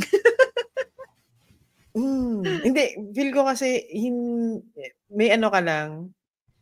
Sa platforming, medyo hindi ka pa Hindi ako magaling sa platforming. Siguro above ka naman dun sa mga casual, dun sa Kasi may ka naman may experience ka naman sa MH kasi yung galaw mo sa MH, di naman casual yun. Wait. Iba naman yung MH. May naalala tuloy ako, isa pang hirap na hirap kami kasi ako yung nagda-drag down sa laro ko. Ay, sa kalaro ko. Yung Caterpillar. Alam mo yung parang, anong movie yun? Yung magkabiltaran? Yung parang Dogcat? Parang Human Centipede. Tapos, di ba, para kayong kailangan, sabay kayong magsiswing, sabay kayong bibitaw para kumapit dun sa umiikot na Tapos nakakainis, pag nalaglag kayo, babalik kayo sa pinakaumpisa. Alam ko, ito na yung fantasy ni Zoe dun sa dark side niya. Sobrang second to the last level yata to. Hirap na hirap kami doon. Tapos ako yung may kasalanan kasi ako lagi yung mali ng bitaw. Kaya ang ginawa namin, nag-go signal yung kasama ko maglaro para doon ako Kasi di ko matansya yung galaw nung Caterpillar. Tapos pagbabagsak siya mabagal. Tapos kailangan right trigger, RT ka kagad para kumapit. Yun lang naman. Naalala ko lang. Yan. Thoughts, Hindi, Dre? may struggle din kami niyan. Pero naka-figure out kami ng system kung kailan bibitaw. So, may certain point dun. Kasi di ba magsiswing siya. So, sa 4 o'clock position, dun bibitaw para mas malaki yung momentum paakyat. Yun. Pero, ayun. Ayoko rin yun. Yung Caterpillar. Di ko rin trip. Kasi, dugtong kayo. So, nahahatak mo siya. Nahahatak ka din niya. So, lalo na yung may part dun yung whack-a-mole. Pinipilit namin hatakin yung gate. Oo. Yung pala uubusin mo sila. So, nakailang ulit kami dun. Tapos may apoy pa. Bad trip yun Siyempre, di kayo makaiwas kasi dikit kayo. Ayun. Di ba, yung... Kasi, lagi kami may problema sa problem solving, pero yung execution parang hindi masyado. Kasi yung ginagawa namin, di ba, whack-a-mole. Sabi, muna natin, Dre, hilahin muna natin. Tapos yung isa, siya magkikip nung para hindi tayo ma-atake ng fire. Tapos siya, si Dre yata yung umatado sa mga mole. Tapos, hindi talaga kaya. Tapos, ewan ko, nakailang try doon, nakailang patay kami. Tapos, try kaya natin ubusin muna yung mga mga kalaban. Tapos yun, na-solve namin. Ang dali lang pala. Sobrang Yan. Bonak moment. Ganun. Ayun. Okay. Sige. Next one is, since nalaro niyo na yung ibang Hazelight games, ako kasi, yun, di ko pa nga na-try. Paano to nagko-compare dun? And if ever nakalaro na kayo ng iba pang co-op games, paano saan din nagsa-stand yung yung game na to? Dun sa rankings.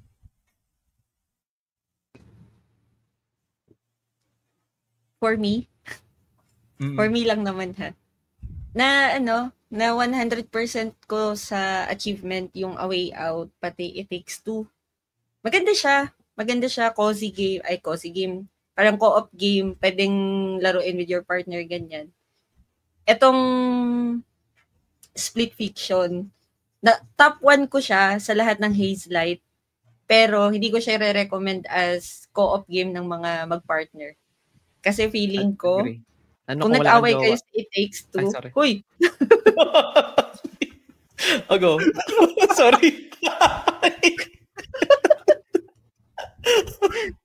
Bumanat pa siya. Hindi kasi kung yung iba, kung nahirapan na kayo sa It Takes Two as a co-op game, mas mahirap to. Kasi kailangan at least isa sa inyo may may game sense, may alam paano gumalaw yung mga platforming, ganyan. Kasi kung wala, mahirap siya. Kaya hindi ko na siya inattempt na pangarapin i-100%. Kasi nga medyo next level yung difficulty niya for me. Ganun. Pero so far ito yung pinakamaganda. Kasi yung A Way Out, may game pa sila before that na hindi ko pa nalalaro. Yung Brother's Tale something. Before yung okay. A Way Out. Oo. Brother's Tale of... So, drama yun Parang pumaganon yung yung game development ng Hazelight. Kasi feeling ko ito na yung peak ng gameplay mechanics nila. Graphics, story. Peak na to. Pati yung difficulty. Kaya kung co-op game na medyo challenging, recommended. Pero co-op game for couples, not recommended. Ayun. Ikaw, Nor. Mas pareho ba kayong gamer? Bonbon?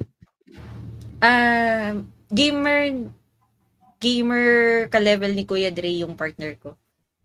Ganon. Magaling siya sa lahat ng games. As in. Okay.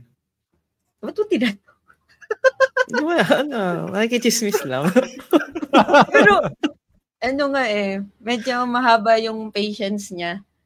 Kasi, pumitik lang siya ng isang beses. Inagaw niya sa akin yung controller. Siya na yung naglaro. Anong part to? bandang dulo na to eh. Alam ko dun sa may fantasy, yung kailangan si Zoe wait lang, naalala ko. Before yung Caterpillar, yung, hindi ko Yung na may maalala. yung may Pero- uod, ay yung may mana worm, yung ilalagay mo sa yung manghihila ka, tapos yung may ilaw. Dalawa yun, di ba? Yung Oo, powers niya. yata dun sa part na yun. Inagaw niya sa akin yung controller kasi hindi ko magets yung timing, hindi ko matsyempohan, na-stuck kami dun. So, siya na. Then, other than that, tinuturuan niya naman ako. So, kung yung partner niyo is ganun, sige, laruin niyo to. Pero kung hindi, mag-aaway kayo. Kaya ganun kasi ka-demanding yung coordination niya. So, at least, kailangan patient.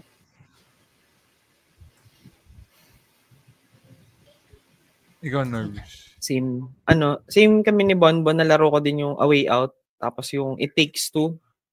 Yung A Way Out din na 100% ko, pero may ibang kaduo din ako, parang ano din siya, Trophy Hunter, tapos ang pinaka gripe ko lang doon is hindi na namin tinapos kasi yung 100% kasi may last chapter kasi sa A Way Out na hindi na kailangan para ma-100% mo na yung mga achievements or yung trophy before entering the last chapter. So hindi ko alam nangyari doon sa story. Parang may susugurin sila na mafia ba yun or kung mga sindikato. Nalimutan ko na yung story, ganun siya hindi ako doon na immerse. Pero syempre, ito yung first na co-op na as in coordination talaga, yung same kayo ng story na tinatraverse. Kasi kung hindi siya katulad ng syempre Battle Royale, yung kanya-kanya kailangan mong ubusin yung ibang mga kalaban, yung as in survival of the fittest. Ito kasi hindi magpo-progress yung story hangga't hindi kayo parehong pumunta dun sa point na kailangan nyo magtulungan dun sa kung opening, yung kailangan i-open yung doors, wawasakin yung mga gate. Tapos maganda rin yung banggitin ko na lang din. Mga simple lang yung mga coordination doon kasi 'di ba yung sa A Way Out, kailangan nilang umalis doon kasi initially nakakulong sila pareho, 'di ba? So may part doon na magkaano sila yung magkatalikuran. Paakyat. Yung paakyat, yung kailangan alternate kayo mag L2 yata yan or R2, yung kailangan ako muna kasi kapag sumobra ka, yung balance nyo hindi maging equal, malalaglag kayo pareho. Kasi kailangan, may siya, sobrang tight na passageway na kailangan yung pumunta sa taas. So, ang mangyayari doon, kami, parang 1, 2, 3, go, 1, 2, 3, go, ganun lang, or gamer's instinct nga, na kapag pagkataas ko, ikaw naman, ganun, as in visual na lang. Ganun lang kasimple yung coordination nun. Tapos yun naman sa It Takes Two, cutesy, yung ganun, yung as in kahit wala kang jowa nung time na yon, makaka-relate ka dun sa kasi 'di ba, undergoing divorce, yung mga ganun, tapos yung relasyon, yung kailangan yung parang mga essence ng paano mapagtibay yung relasyon. Ganun yung 'di ba, yung pag-ikot nung story, which is I guess relatable yung tapos very simple lang yung mga mechanics. Halimbawa, yung naalala ko is dito rin yung ikaw yung magda-drive, tapos yung isa mag-shoot yung sa airplane, tapos kasi ang gamit ko nun si May, yung may reference din, 'di ba, yung parang may kakalabanin si May na squirrel na Street Fighter yun, di? Oo, parang Street Fighter na na method, yung ganun. So ang cool nun. Tapos halimbawa may din to yung mechanic na yung mamimili ka kung sino yung gagawa sino ba yung gagamit yung parang may cannon, tapos may aapakan ka. Hindi pala mamimili. Yung sa magnet, ang dami yung bonbon na yun, parang may ice, yung ikaw muna, tapos yung mag-R2 ka, kakabit si May dun sa dun sa taas. Yung si Cody, gagamitin yung cannon. Siya, parang magki-create siya ng path para mamagnetan ni May, yung ganun. So, ganun yung mechanics, which is nangyari din dito sa sa Split Fiction. 'Di ba may mga ganung mechanic din? Doon sa yung parang traffic na Hindi traffic ba yun? Basta early rounds yun, yung early stages na parang magkakanon si Zoe. Tapos, yung parang may kuryente na field doon, kailangan ng mga stick ni Dre, parang tatlo, ay Dre tuloy ni Zoe. Tapos si Mio magtatraverse siya doon para hindi makuryente. Ganun. So, pero ito na 100% ko din yung wala akong matandaan na mahirap na achievement dun sa sa It Takes Two kasi parang undergo mo lang yung mga side quest.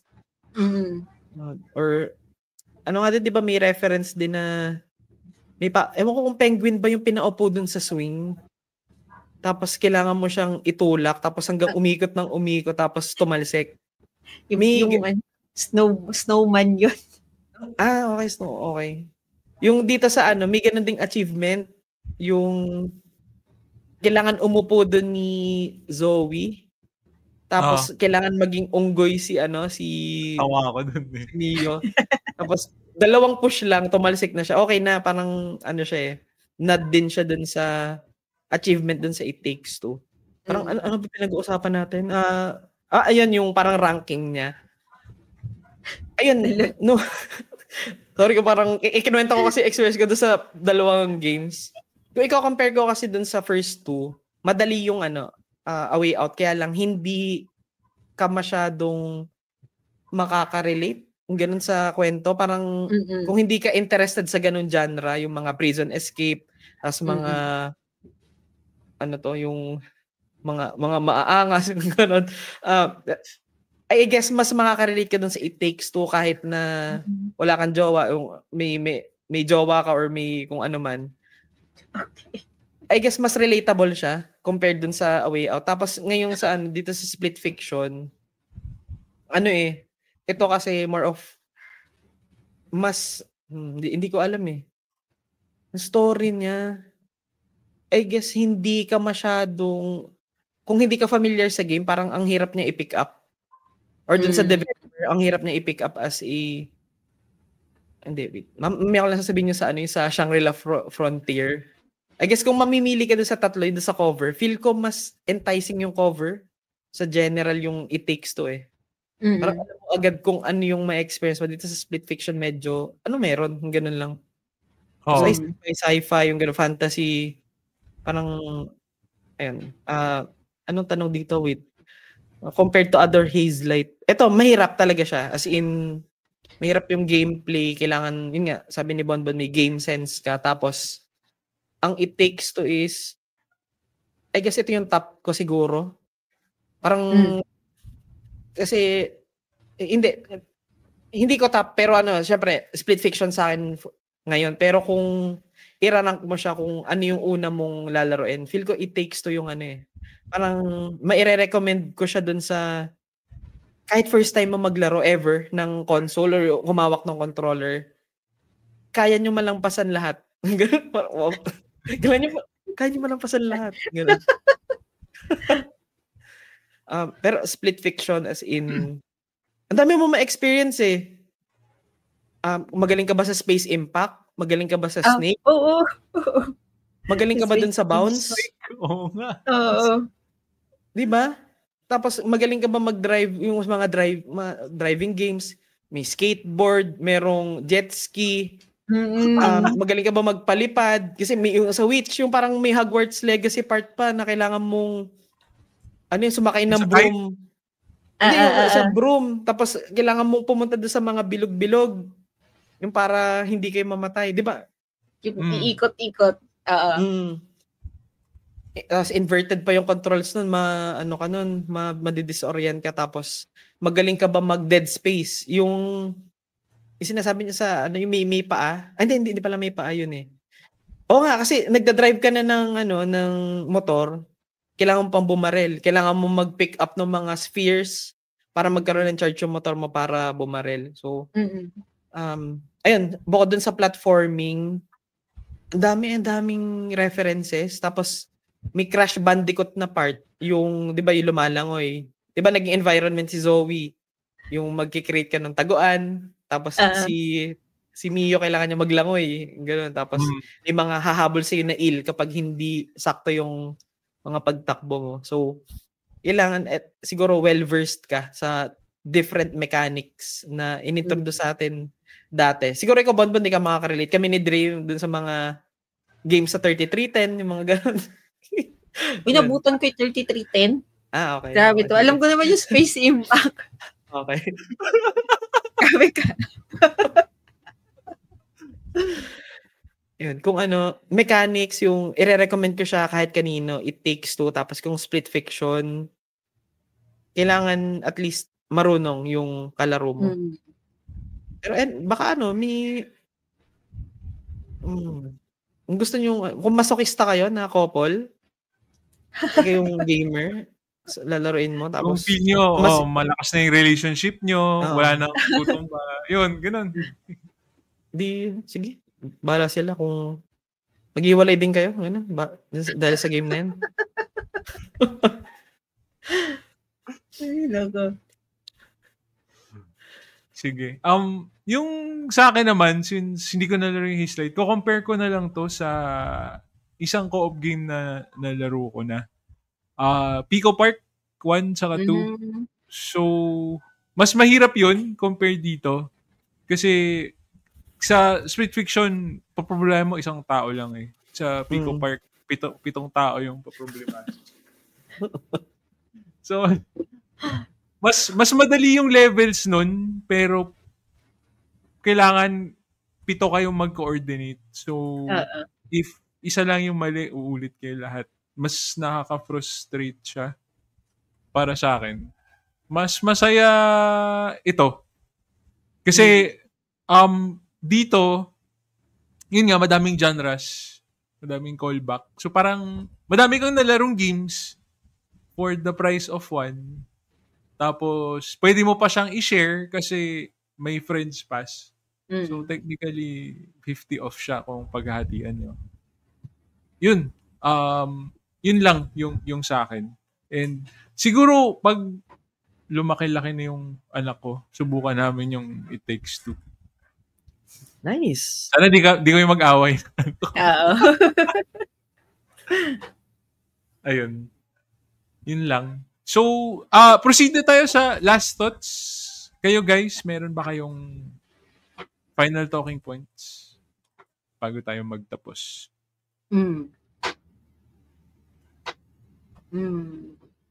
Actually, sige, may tanong. Sige, sorry. Go. Di ba kailangan ko lang tong i-confirm kasi nung nakaraan ko pa ito iniisip eh.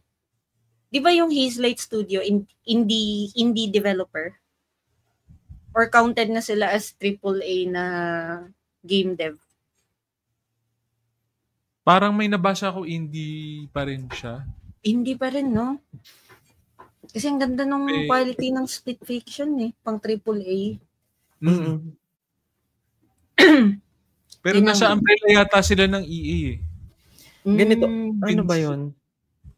Sige, habang sinesearch mo, Dre, tinanong ko to kay Jen kasi siya yung mahilig magkalikot sa mga ganyan. Parang Jazz yun eh, na nire-research pati yung mga dev. Ako kasi hindi ko alam yung mga ganun eh, mga kalikot. Nung tinanong ko siya, sinabi ko kung indie ba to, sabi niya, indie, pero parang AA siya na company. Tapos yung nag-publish nung game is EA. So parang si EA, parang nagbibigay lang siya ng funding ba? Hindi ko alam kung funding something yun. Pero syempre hindi ako nakikinig doon. Hindi ko maintindihan kung ano yung mga term niya. Pero yun yung advantage siguro na meron kang malaking company na nagbaback sa'yo. Kaya parang, ewan ko. Ayun. Okay. Tama ka nga. Indie studio siya.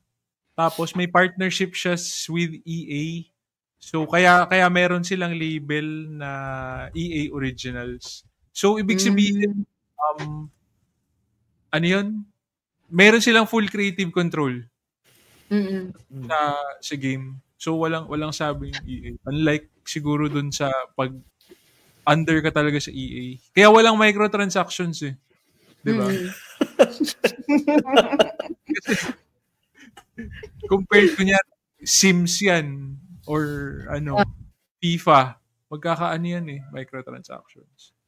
So, Ayun. Kada palit mo ng main story, no, kailangan mo bilhin yung costume nila. Before you proceed with this, kailangan mo ng may payment wall, no? To access this content. Ganun. Tapos yung basic costume nila, yung lang, yung suit lang. Yung pagpasok nila sa studio. Yung puti. Yun lang yung buong game. Bibilhin mo yung mga damit no per stage. Ayun. So, sige, siguro final thoughts ko dito is bilhin nyo siya, guys, laruin nyo.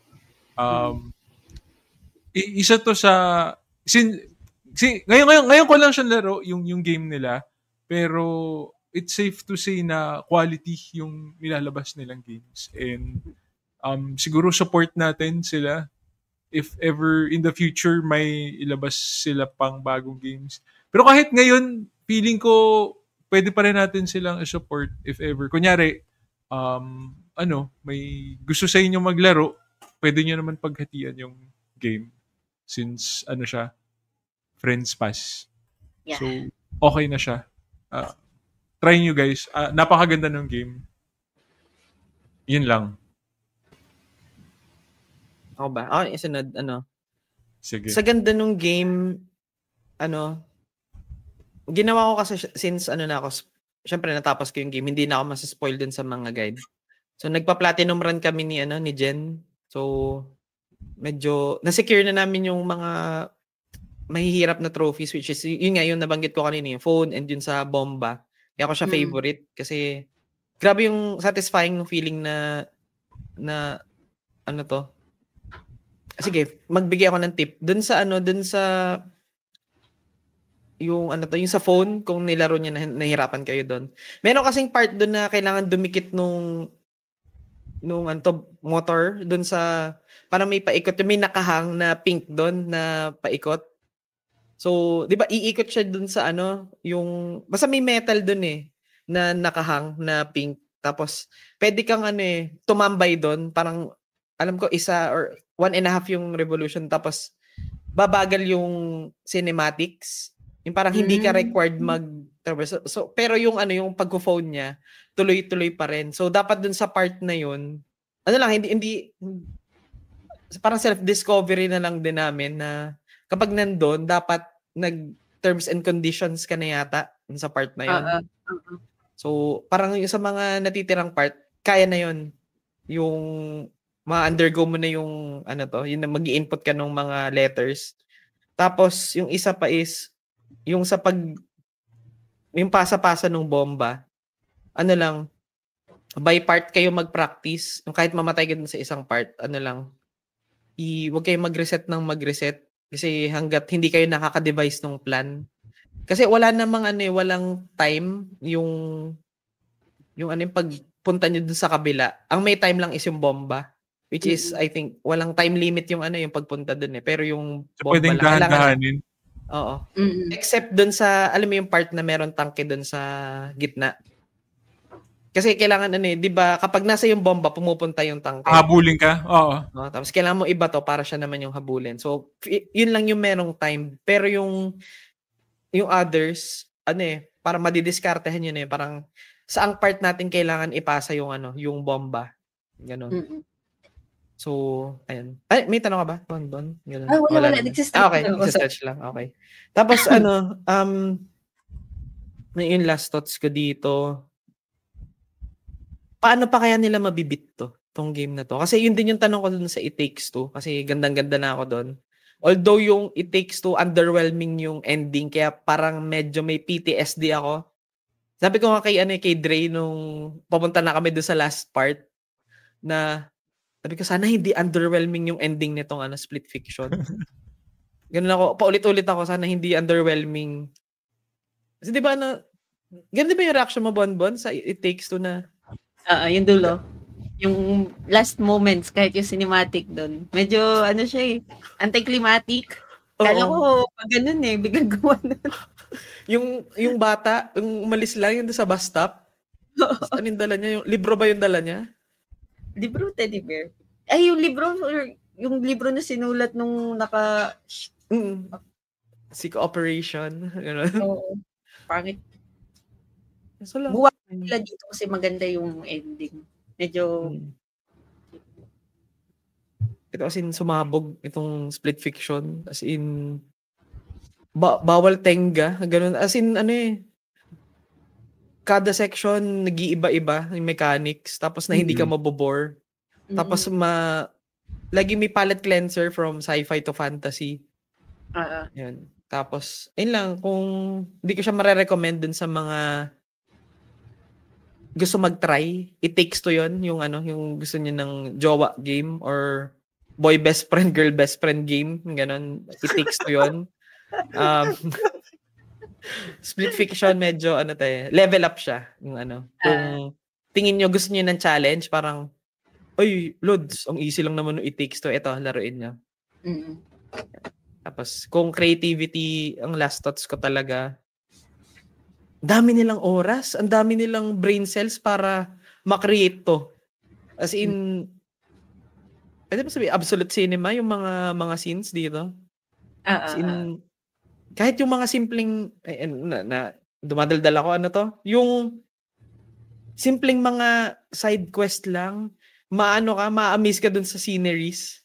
Diba, lumilipad lang kayo, ang ganda lang, ng waterfalls, yung mga dagat, yung train, yung, ang grand nung feeling, as in, sulit yung pera mo kahit na libre tayo tatlo. Yung ganun. Parang, Libre tayo tatlo. Sabi ko lagi, sulit pera ko. Sulit yung pera ni Jen.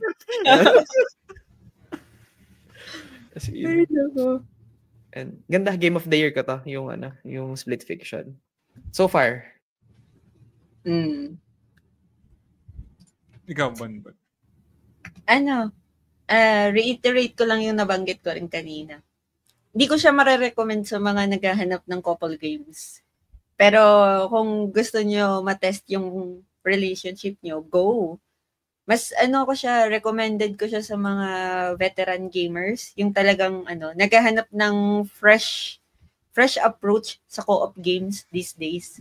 Kasi parang ngayon lang ulit may gantong klaseng co-op na kailangan sabay kayong mag-proceed. Kasi yung ibang mga co-op, kahit sa It Takes Two, pwedeng mauna sa'yo yung kalaro mo eh. Pwedeng iwanan ka ni May or ni Cody. Sa A Way Out din, ganun. Pwedeng mag-antayan kayo. Dito, hindi kasi. Kailangan sabay kayong nagpa-progress. Which is something na I think refreshing sa mga co-op games ngayon. Ayun. Laruin nyo siya. Sulit. Worth. Lalo kung libre nyo lang makukuha yung free pass.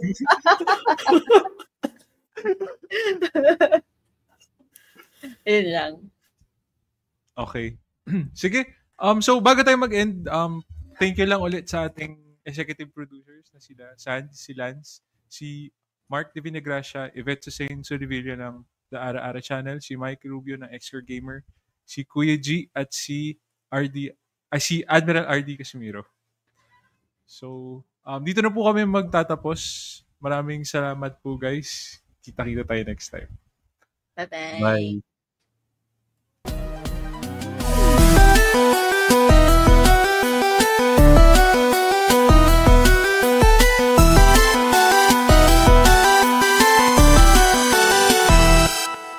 The Game Sulog Show is fan-supported at patreon.com/thegamesulogshow. The following names are current supporters and I'm eternally grateful for your kindness, support, and generosity. Sands, Lance, Mark De Vinegracia, Yvette Solivilla ng The Ara-Ara Channel, Kuya G, Mike Rubio ng Excore Gamer, RD Casimiro, TJ Balyares ng Backlog na naman Budolcast, Big Chungus, Bernard James Cruz, Jacob Francisco, Franz Galapon, Arnel Pableo, MC De La Cruz ng GamePow, Mark Gerald Dizon, Benson Santa Ana, Kuya Benny, Dar Malyari, Silbs, Mar Valencia, Bay Ian ng Master RCB, Macy Tang Balyares ng Casual Gamer vs. The World, Hey Kiko, Luigi Tumulak, Shalene Rivera, Edgy Weeb, Mark Paha, Ray Anthony Rivera, Ben Dre, Leo Cavite, Tommy, Storm, Jan Velasquez, Ronette Macalino, Teacher Isa, Christine Manuel, Albert John Gonzalez, and Cornflake. Maraming salamat sa inyo, guys.